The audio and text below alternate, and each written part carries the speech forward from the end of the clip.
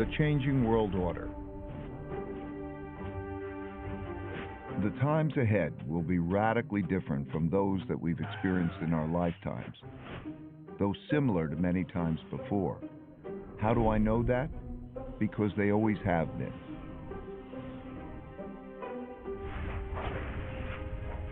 Over my roughly 50 years of global macroeconomic investing, I've learned the hard way that the most important events that surprised me did so because they never happened in my lifetime. These painful surprises led me to study the last 500 years of history for similar situations, where I saw that they had indeed happened many times before, with the ups and the downs of the Dutch, British, and U.S. empires. And every time they did, it was a sign of the changing world order. This study taught me valuable lessons that I'm going to pass along to you here in a distilled form. You can find the comprehensive version in my book, Principles for Dealing with the Changing World Order. Let me begin with a story that brought me to this point, about how I learned to anticipate the future by studying the past.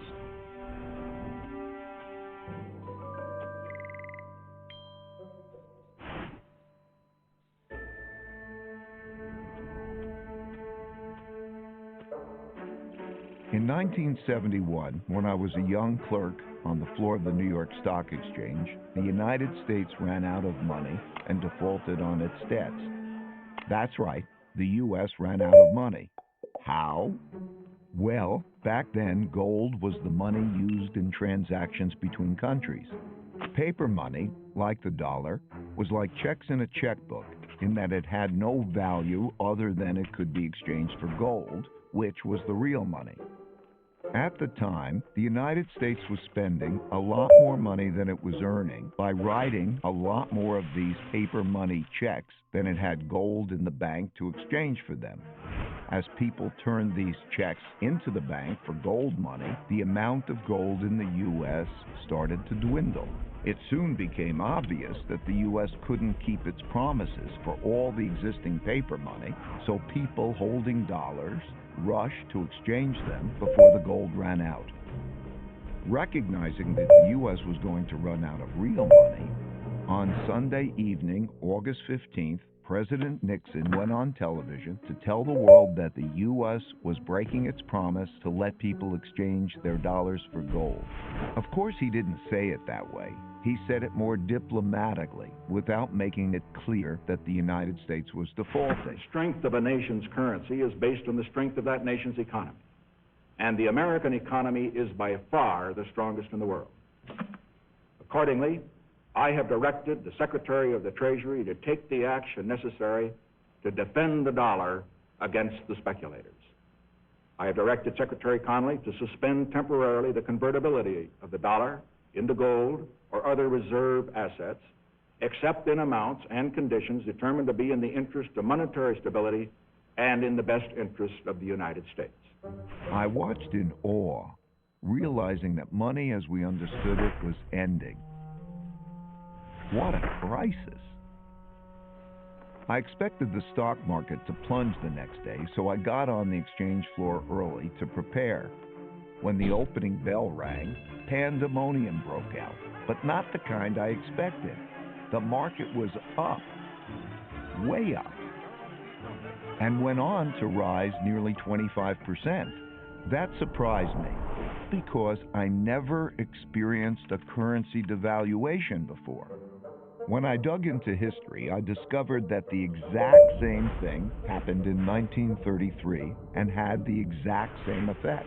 Then, paper dollars were also linked to gold, which the U.S. was running out of because it was spending more paper money checks than it had gold to exchange for them. And President Roosevelt announced on the radio that he would break the country's promise to exchange dollars for gold. It was then that I issued the proclamation providing for the national bank holiday and this was the first step in the government's reconstruction of our financial and economic fabric. The second step, last Thursday, was the legislation promptly and patriotically passed by the Congress, confirming my proclamation and broadening my powers so that it became possible, in view of the requirement of time, to extend the holiday and lift the ban of that holiday gradually in the days to come. This law also gave authority to develop a program for facilitation. In both cases, breaking the link to gold allowed the U.S. to continue spending more than it earned, simply by printing more paper dollars. Since there was an increase in the number of dollars without an increase in the country's wealth, the value of each dollar fell. As these new dollars entered the market, without a corresponding increase in productivity, they went to buy lots of stocks, gold, and commodities, and hence caused their prices to rise. As I studied more history, I saw that the exact same thing happened many, many times before. I saw that since the beginning of time, when governments spent much more than they took in taxes, and conditions got bad, they ran out of money and they needed more.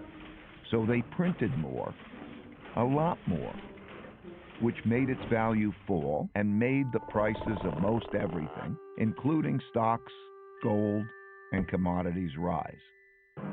That's when I first learned the principle that when central banks print a lot of money to relieve a crisis, buy stocks, gold, and commodities because their value will rise and the value of paper money will fall.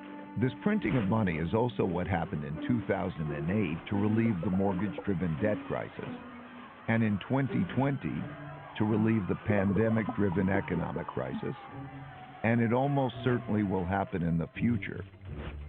So I suggest that you keep this principle in mind. These experiences gave me another principle, which is to understand what is coming at you, you need to understand what happened before you. That principle led me to study how the Roaring '20s bubble turned into the 1930s depression, which gave me the lessons that allowed me to anticipate and profit from the 2007 bubble turning into the 2008 bust. All these experiences led me to develop an almost instinctual urge to look to the past for similar situations to learn how to handle the future well. Changing orders.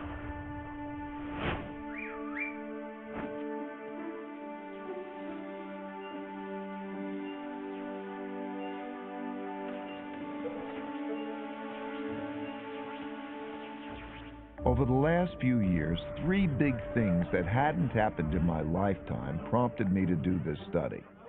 First, countries didn't have enough money to pay their debts, even after lowering interest rates to zero, so their central banks began printing lots of money to do so.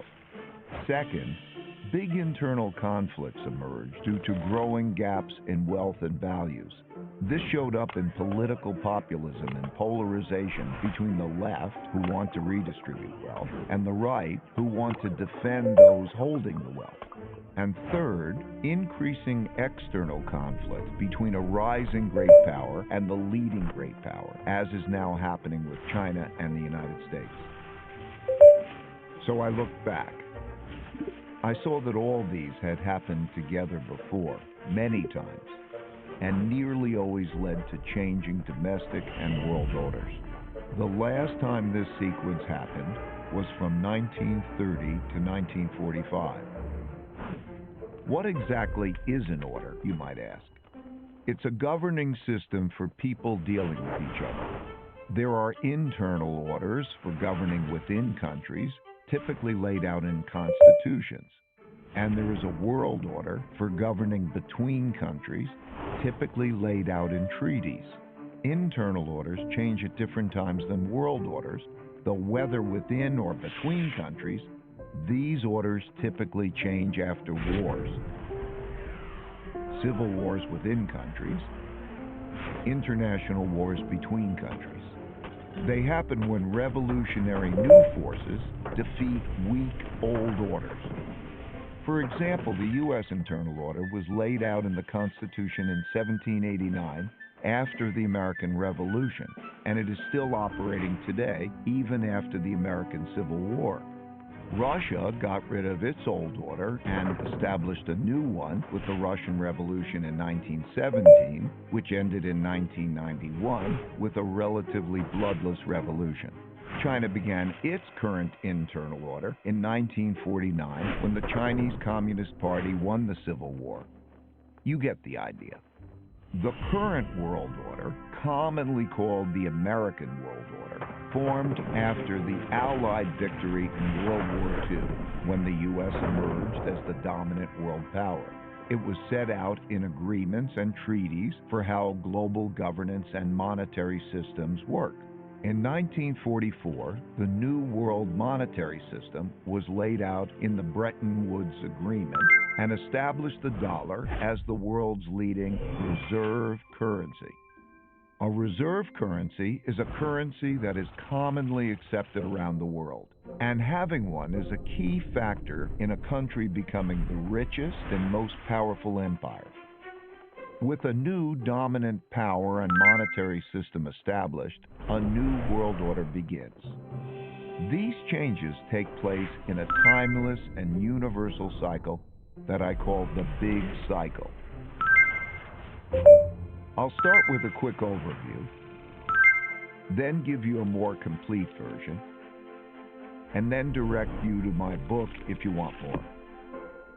As I studied the 10 most powerful empires over the last 500 years and the last 3 reserve currencies, it took me through the rise and decline of the Dutch Empire and the guilder, the British Empire and the pound, the rise and early decline in the United States Empire and the dollar, and the decline and rise of the Chinese Empire and its currencies, as well as the rise and decline of the Spanish, German, French, Indian, Japanese, Russian, and Ottoman empires, along with their significant conflicts, as measured in this chart.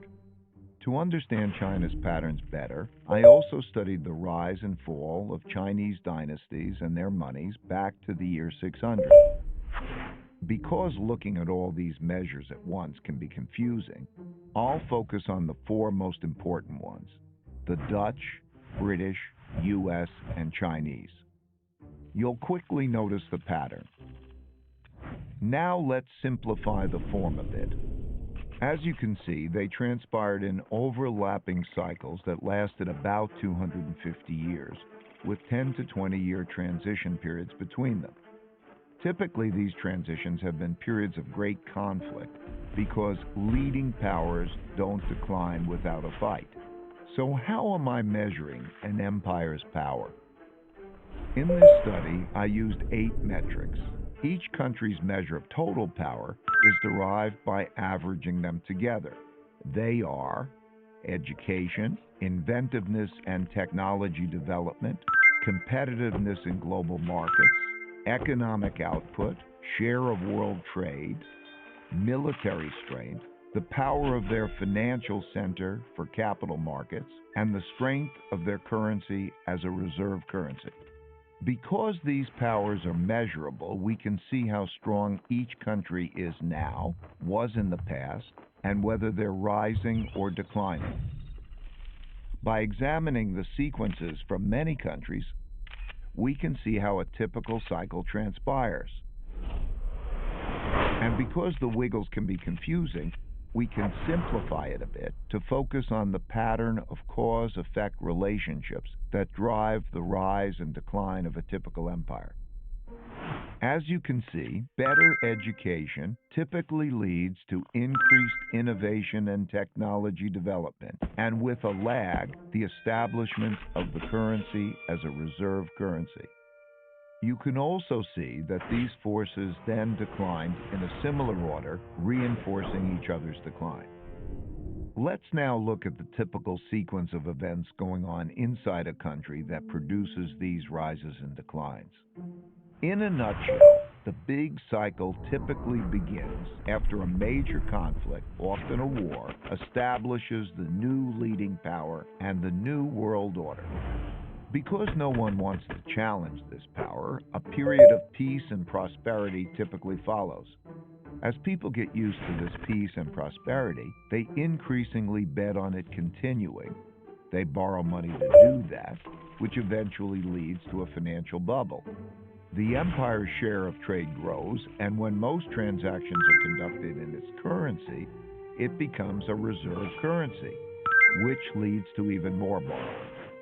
At the same time, this increased prosperity distributes wealth unevenly, so the wealth gap typically grows between the rich haves and the poor have-nots.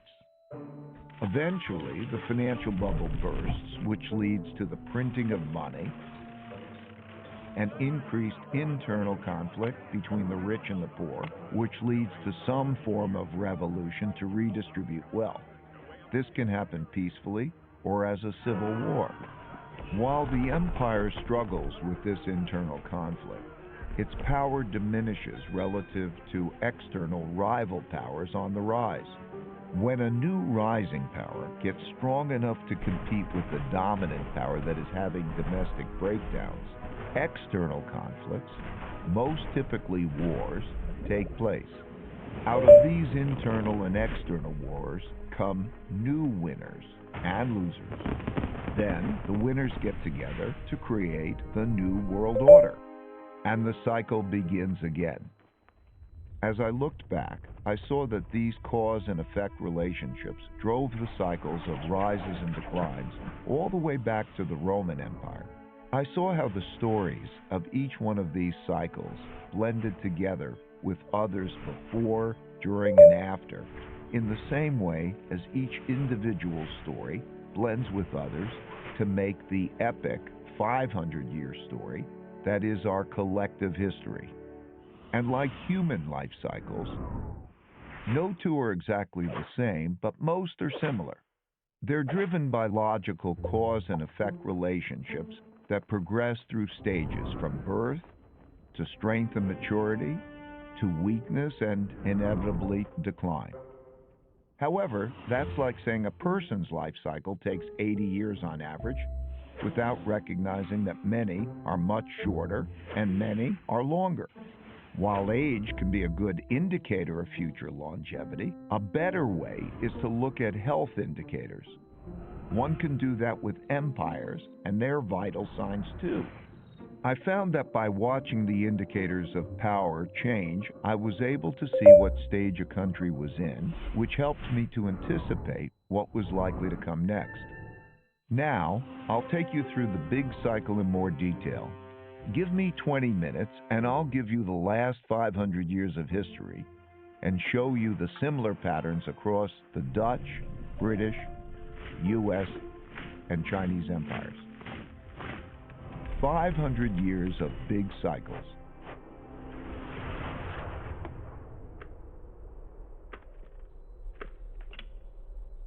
I'm going to describe the typical cycle by dividing it into three phases: the rise, the top, and the decline. The rise. Successful new orders that rise, both internal and external, are typically started by powerful revolutionary leaders doing four things. First, they win power by gaining more support than the opposition. Second, they consolidate power by converting, weakening, or eliminating the opposition so they don't stand in their way. Third, they establish systems and institutions that make the country work well. And fourth, they pick their successors well, or create systems that do that. Because a great empire requires many great leaders over several generations. At this stage, soon after winning the fight, there is typically a period of peace and growing prosperity because the leadership is clearly dominant and has broad support, so no one wants to fight it. During this phase, leaders within the country have to design an excellent system to raise the country's wealth and power. First and foremost, to be great, they must have strong education. which is not just teaching knowledge and skills, but also strong character, civility, and work ethic. These are typically taught in the family, schools, and religious institutions. That provides a healthy respect for rules and laws, order within society, low corruption, and enables them to unite behind a common purpose and work well together. As they do this, they increasingly shift from producing basic products to innovating and inventing new technologies. For example, the Dutch rose to defeat the Habsburg Empire and become superbly educated. They became so inventive that they came up with a quarter of all major inventions in the world, the most important of which was the invention of ships that could travel around the world to collect great riches, and the invention of capitalism, as we know it today, to finance those voyages. They, like all leading empires, enhanced their thinking by being open to the best thinking in the world. As a result, the people in the country become more productive and more competitive in world markets, which shows up in their growing economic output and rising share of world trade. You can see this happening now as the U.S. and China are roughly comparable in both their economic outputs and their shares of world trade. As countries trade more globally, they must protect their trade routes and their foreign interests from attack, so they develop great military strength. If done well, this virtuous cycle leads to strong income growth, which can be used to finance investments in education, infrastructure, and research and development. They must also develop systems to incentivize and empower those that have the ability to make or take wealth. In all of these cases, the most successful empires used a capitalist approach to develop productive entrepreneurs. Even China, which is run by the Chinese Communist Party, used a form of this capitalist approach.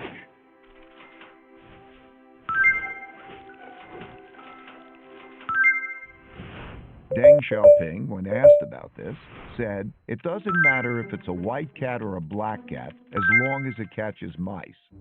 And it's glorious to be rich." To do this well, they must develop their capital markets. Most importantly, their lending, bond, and stock markets. That allows people to convert their savings into investments to fund invention and development, and share in the successes of those who make great things happen. The Dutch created the first publicly listed company, the Dutch East India Company, and the first stock market to fund it, which were integral parts of the system that produced massive wealth and power. As a natural consequence, the greatest empires developed the world's leading financial centers for attracting and distributing the world's capital. Amsterdam was the world's financial center when the Dutch were preeminent. London, when the British were on top. New York is now, and China is quickly developing its financial centers. Most importantly, the capitalists, the governments, and the military must work together. Not only did the Dutch work well together, they were one and the same. The Dutch East India Company was granted a trade monopoly from the government and had its own officially sanctioned military to go out into the global markets to make and take wealth. The British followed with the British East India Company and had a similar coordination of their government, business, and military operations. The U.S. military-industrial complex followed suit, as does the Chinese system today. As the country becomes the largest international trading empire, its transactions can be paid with its currency, making it the preferred global medium of exchange. And because their currency is so widely accepted and frequently used, people around the world want to save in it, making it the preferred storehold of wealth, and thus the world's leading reserve currency. The guilder was the world's main reserve currency when the Dutch led world trade, the pound was when the British led, and the dollar has been since the U.S. led. Naturally, China's currency is increasingly being used as a reserve currency.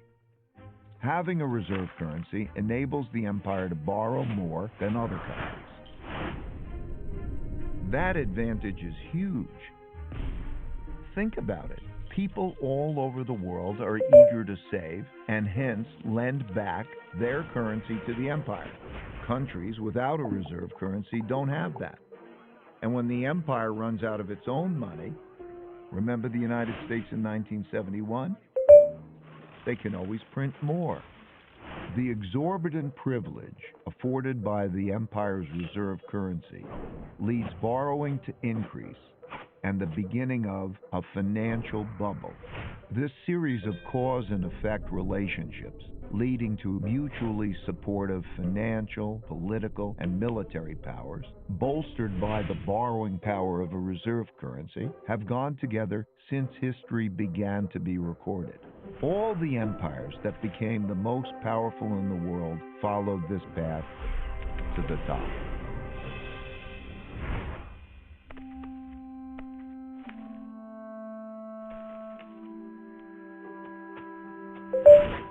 While in the top phase, most of these strengths are sustained, embedded within the fruits of their success are the seeds of their decline.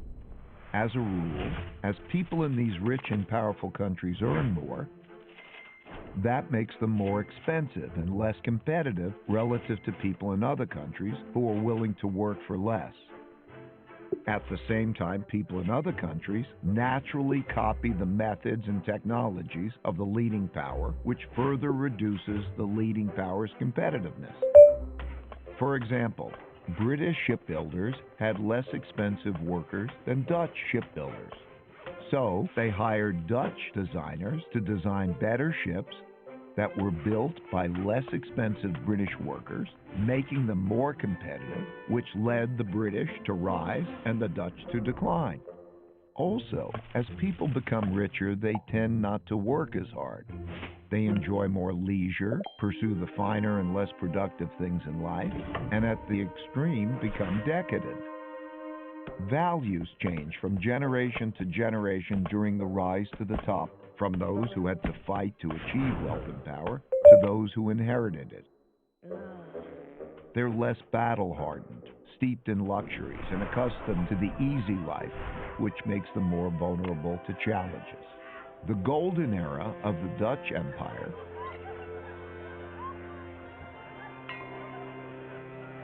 and the Victorian era of the British Empire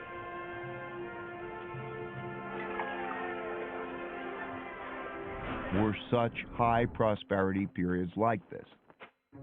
As people get used to doing well, they increasingly bet on the good times continuing and borrow money to do that, which grows into financial bubbles. Naturally, the financial gains come unevenly, so the wealth gap grows. Wealth gaps are self-reinforcing because rich people use their greater resources to reinforce their powers.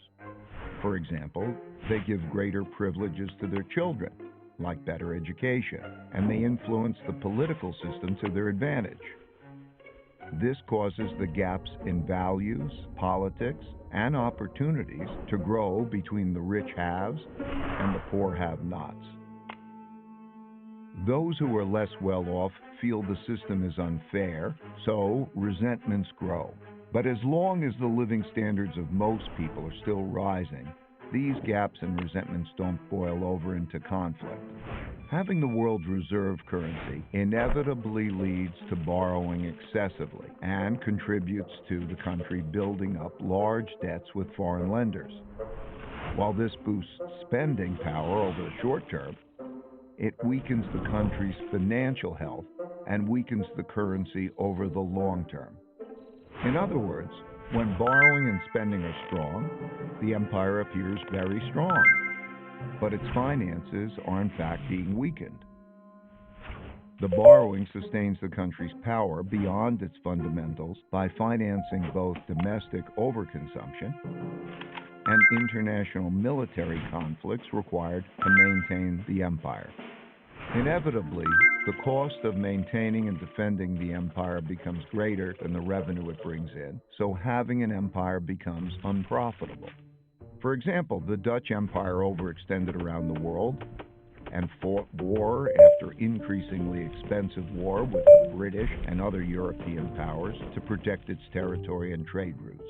The British Empire similarly became massive, bureaucratic, and lost its competitive advantages as rival powers, particularly Germany, soared, leading to an increasingly expensive arms race and World War. The U.S. has spent about $8 trillion on foreign wars and their consequences since September 11, and trillions more for other military operations and for supporting military bases in 70 countries, and it still isn't spending enough to support its military competition with China in the area around China. In this cycle, the richer countries eventually get deeper into debt by borrowing from poorer countries that save more. It's one of the early signs of a wealth and power shift. This started in the United States in the 1980s when it had a per capita income 40 times that of China's and started borrowing from Chinese who wanted to save in dollars because the dollar was the world's reserve currency. Similarly, the British borrowed a lot of money from its much poorer colonies, and the Dutch did the same at their top. If the empire begins to run out of new lenders, those holding their currency begin to look to sell and get out rather than to buy, save, lend, and get in.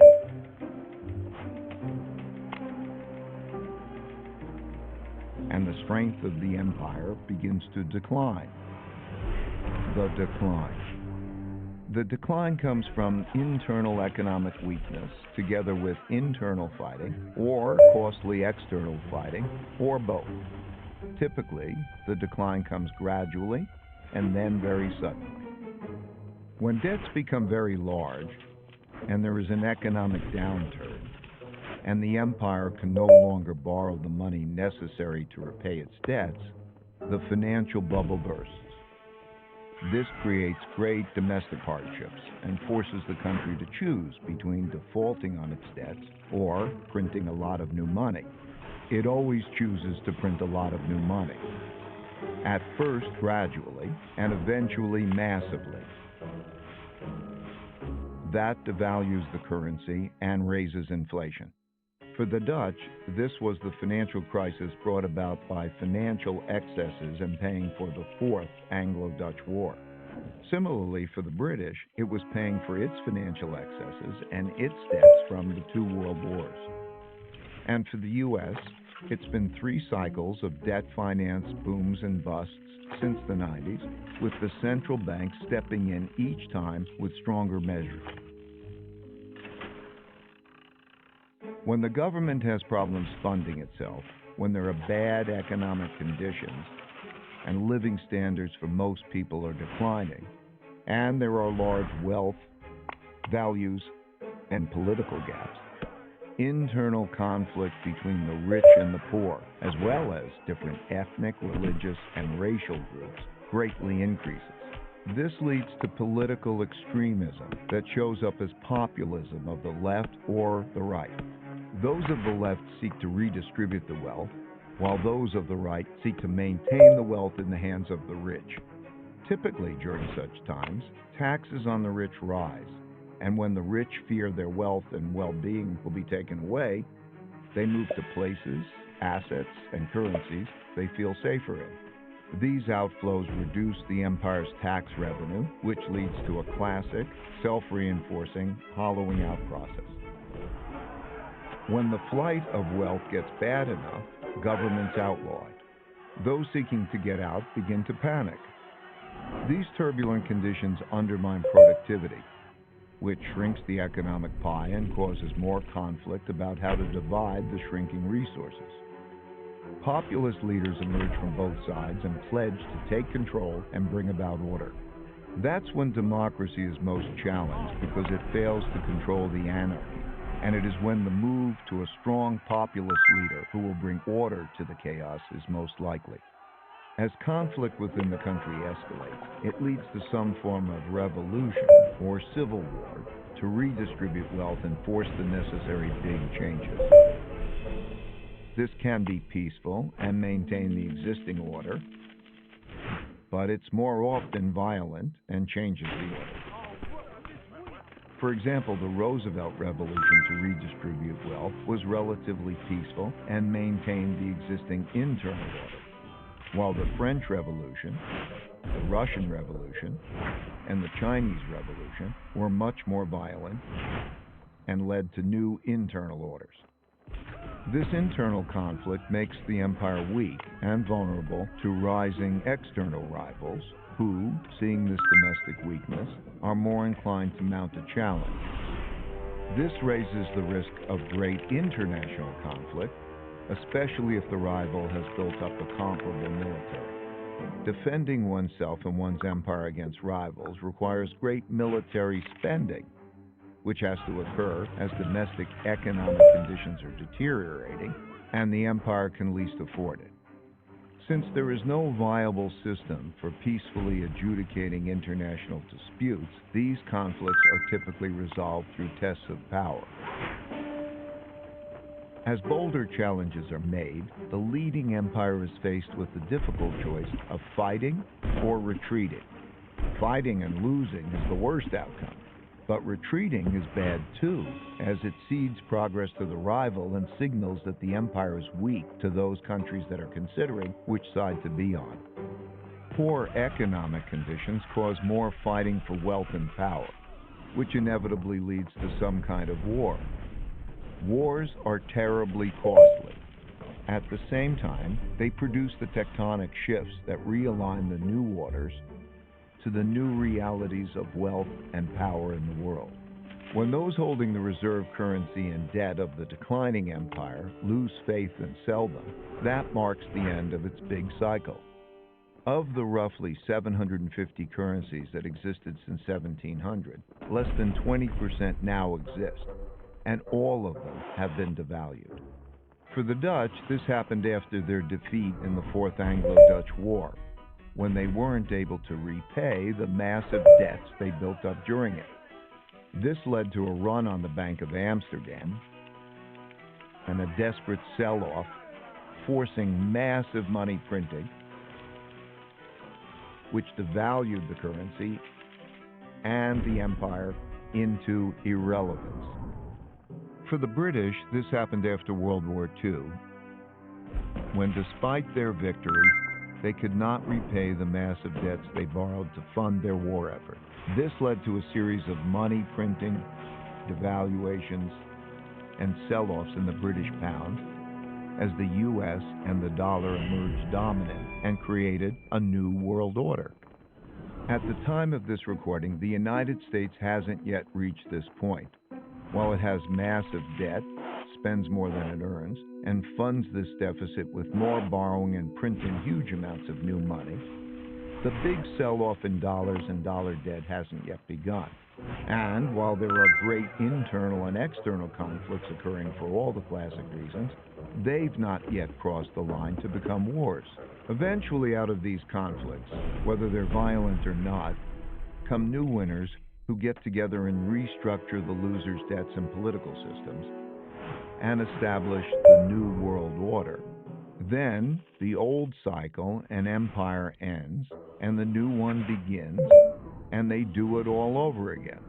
That's a lot of detail I just threw at you to paint a picture of how the typical big cycle transpires. Of course, not all of them transpire in exactly this way, but most largely do. So much so that it seems like the stories of rises and declines stay essentially the same, and the only things that change are the clothes the characters wear and the technologies they use. So, where are we heading?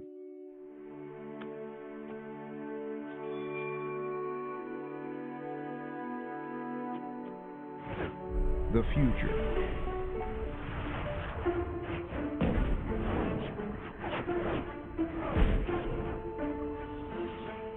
Most empires have their time in the sun and inevitably decline. Reversing a decline is difficult because that requires undoing a lot that's already been done, but it's possible. By looking at these indicators, it's pretty easy to see which stage of the big cycle an empire is in, how fit it is, and whether its condition is improving or worsening, which can help one estimate how many years it has left.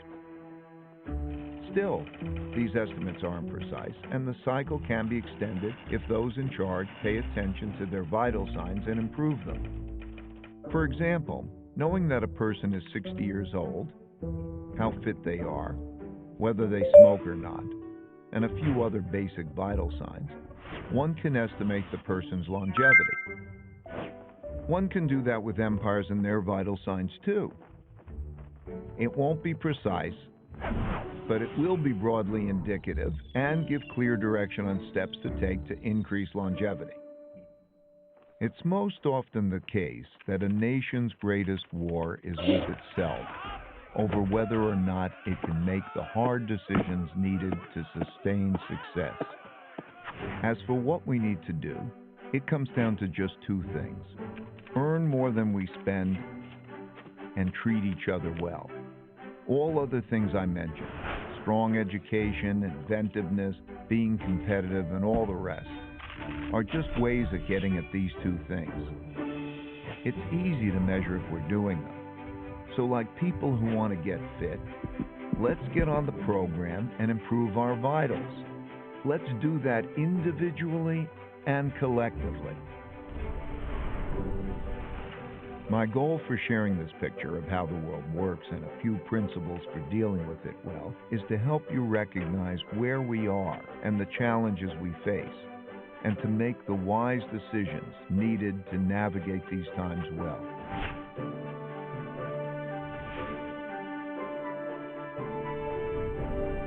Since there is a lot more to discuss and we are out of time, you can learn more in my book, Principles for Dealing with the Changing World Order, and I look forward to continuing this conversation at economicprinciples.org and on social media.